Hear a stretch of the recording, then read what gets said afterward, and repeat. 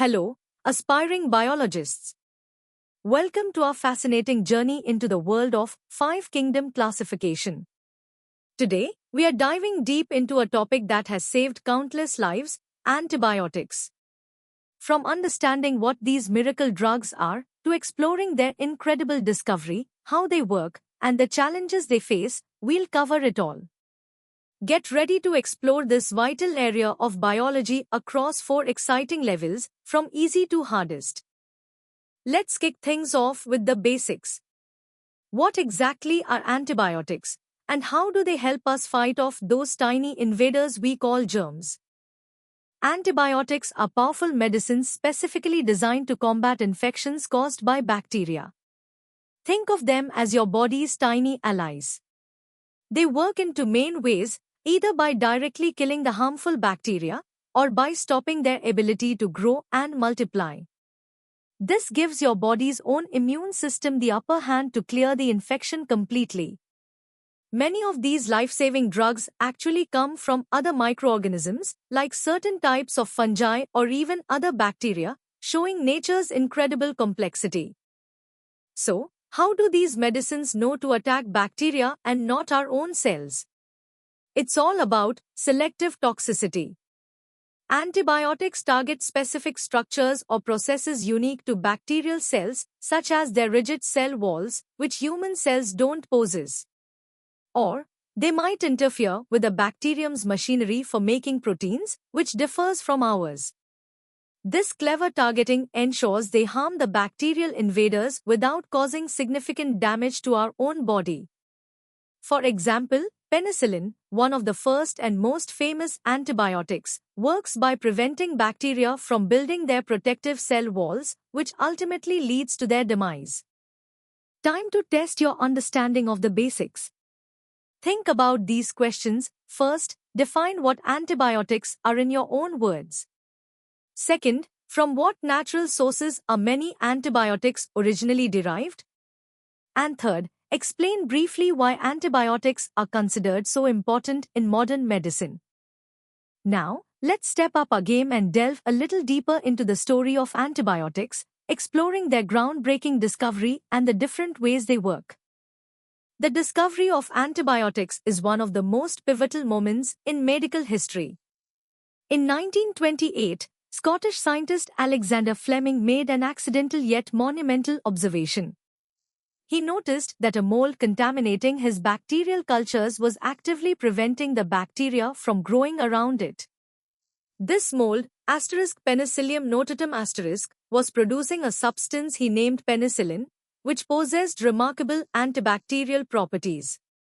Years later, scientists Howard Florey and Ernst Chain successfully purified penicillin and demonstrated its incredible effectiveness in treating infections, paving the way for its widespread medical application and saving countless lives during World War II and beyond. Antibiotics aren't all the same, they come in different types based on what bacteria they can tackle. We classify them by their spectrum of activity. Narrow-spectrum antibiotics, like penicillin G, are like precision snippers, targeting only a specific type or a small range of bacteria. On the other hand, broad-spectrum antibiotics, such as tetracycline, are like general-purpose soldiers, effective against a wide array of both gram-positive and gram-negative bacteria. Doctors carefully choose the right type based on the identified pathogen or the specific nature of the infection they are treating. The magic of antibiotics lies in their diverse mechanisms of action. Many, like penicillin, inhibit cell wall synthesis, causing bacteria to burst.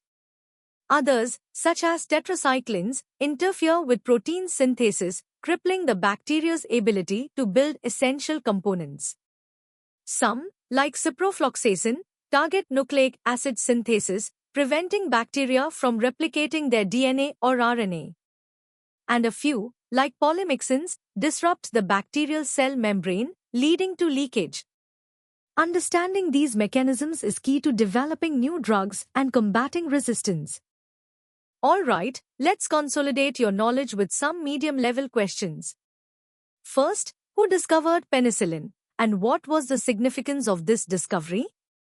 Second, differentiate between narrow-spectrum and broad-spectrum antibiotics with an example for each. Third, describe two different ways antibiotics work to kill or inhibit bacteria. Fourth, why is it crucial to complete the full course of antibiotics prescribed by a doctor? And finally, explain why antibiotics are ineffective against viral infections. Ready for a challenge? We are now going to explore the complex and critical issue of antibiotic resistance, its causes, consequences, and how we are fighting back. Antibiotic resistance is a major global health crisis where bacteria evolve and become immune to antibiotics, rendering these life-saving drugs useless. Imagine a superbug that can grow and multiply even when exposed to antibiotics, making infections incredibly difficult or even impossible to treat. While bacterial evolution is natural, human actions, unfortunately, have dramatically accelerated the development and spread of this resistance. This phenomenon threatens to take us back to a pre-antibiotic era where common infections were often fatal. Several factors contribute to this alarming rise in resistance. Overprescription, where antibiotics are given unnecessarily for viral infections or minor bacterial ailments, is a huge culprit. Incomplete courses, where patients stop taking antibiotics once they feel better, allow the strongest, most resistant bacteria to survive, multiply, and spread. Widespread use of antibiotics in agriculture to promote growth in livestock also contributes to resistant bacteria entering our food chain and environment. Lastly, poor hygiene and sanitation, especially in healthcare settings, facilitate the rapid spread of these resistant strains, creating a vicious cycle. The consequences of antibiotic resistance are dire. Untreatable infections lead to prolonged illness, increased disability, and higher mortality rates. Healthcare costs skyrocket due to the need for more expensive drugs, longer hospital stays, and intensive care. This crisis threatens to undermine modern medicine, making routine surgeries, organ transplants, and chemotherapy far riskier. To combat this, we need a One Health approach, recognizing the interconnectedness of human, animal, and environmental health. This involves responsible prescribing by doctors, public awareness campaigns, and significant investment in research for new drugs and alternative therapies like phage therapy. Good hygiene and vaccination also play a crucial role in reducing the overall need for antibiotics. Let's tackle some harder questions now. First, explain what antibiotic resistance is and why it's a significant global health concern. Second, list and describe 3 factors that contribute to the development and spread of antibiotic resistance. Third, discuss at least 2 major consequences of widespread antibiotic resistance on public health. Fourth, outline 2 distinct strategies being implemented globally to combat the rise of antibiotic resistance. Fifth, differentiate between antibiotics, antiseptics, and disinfectants, stating where each is typically used. Sixth, why are broad-spectrum antibiotics sometimes preferred, but also linked to higher rates of resistance? Finally, what is the One Health approach in the context of antibiotic resistance? Welcome to the hardest level. Here, we'll dive into the intricate details of antibiotic mechanisms, bacterial resistance strategies, and the cutting-edge scientific and engineering efforts to overcome this global health challenge. Prepare for a deep dive. Before the advent of antibiotics, bacterial infections were a leading cause of death worldwide, with even minor cuts posing a significant threat. Life expectancy was considerably lower, and modern medical procedures were unthinkable. The widespread availability of penicillin after World War II ushered in a medical revolution, drastically reducing mortality from infectious diseases. This transformation enabled advancements in complex surgeries, organ transplantation, and cancer treatments, all reliant on effective infection control. Antibiotics profoundly reshaped public health, allowing humanity to conquer diseases that had plagued us for millennia, fundamentally altering the course of human history and our relationship with microbial life. Antibiotics exert their effects through diverse and specific molecular mechanisms, targeting vital bacterial processes. Cell wall synthesis inhibitors, like beta-lactams, block the formation of peptidoglycan, causing bacterial cells to lyse. Protein synthesis inhibitors, such as tetracyclines, bind to bacterial ribosomes, halting the production of essential proteins. Nucleic acid synthesis inhibitors, like fluoroquinolones, interfere with DNA replication enzymes. Metabolic pathway inhibitors, such as sulfonamides, block crucial bacterial enzymatic steps, like folic acid synthesis. Lastly, cell membrane disruptors, like polymyxins, compromise the integrity of the bacterial membrane, leading to cell death. Each mechanism exploits a unique vulnerability in bacterial physiology, demonstrating remarkable biochemical precision. Antibiotics are classified based on several criteria, offering a comprehensive understanding of their properties. Chemically, they group into families like beta-lactams, aminoglycosides, and macrolides, often correlating with their mode of action. Functionally, they are either bactericidal, actively killing bacteria, or bacteriostatic, inhibiting their growth. Their spectrum of activity further categorizes them into narrow spectrum, targeting specific types, or broad spectrum, effective against a wide array of bacteria. From an engineering perspective, understanding these classifications is crucial for rational drug design. For instance, modifying the beta-lactam ring structure can enhance stability against bacterial enzymes or broaden its spectrum, creating new generations of antibiotics, a continuous process of molecular engineering. Bacteria are incredibly adaptable, developing sophisticated mechanisms to evade antibiotics. Enzymatic inactivation, like the production of beta-lactamases, directly degrades the antibiotic.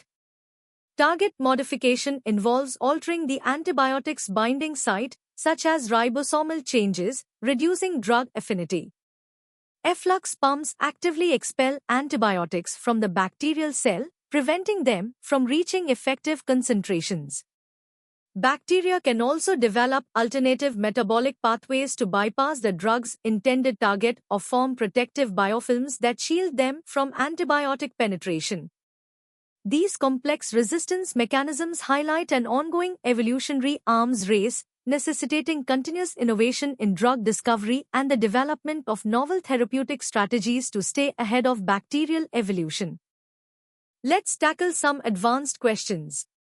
First, elaborate on the historical impact of antibiotics, describing how they transformed medical practice and public health. Second, describe in detail two distinct molecular mechanisms by which antibiotics exert their bactericidal or bacteriostatic effects, providing specific examples of drug classes for each. Third, explain how the One Health approach is critical in managing the global challenge of antibiotic resistance. Fourth, differentiate between bactericidal and bacteriostatic antibiotics and discuss the clinical implications of choosing one over the other. Fifth, what are efflux pumps and how do they contribute to antibiotic resistance in bacteria? Continuing with the hardest level questions. Sixth, discuss the engineering challenges involved in developing new antibiotics, considering factors like drug discovery pipelines and high failure rates. Seventh, explain the concept of target modification as a mechanism of antibiotic resistance, giving an example. Eighth, how does the widespread use of antibiotics in agriculture contribute to the development of antibiotic resistance in humans? Ninth, what is phage therapy and how does it offer a potential alternative to conventional antibiotics in treating resistant bacterial infections? Finally, analyze the economic and social costs associated with the rise of antibiotic resistance globally, beyond just treatment failure. And that brings us to the end of our deep dive into antibiotics. I hope you've gained a comprehensive understanding of these vital medicines, from their discovery to the critical challenge of resistance. Remember, learning doesn't stop here. For more insightful content and to continue your educational journey, visit synapse.omaps.in. Don't forget to like this video and subscribe to our channel for more amazing biology lessons. Keep exploring, keep questioning, and keep learning.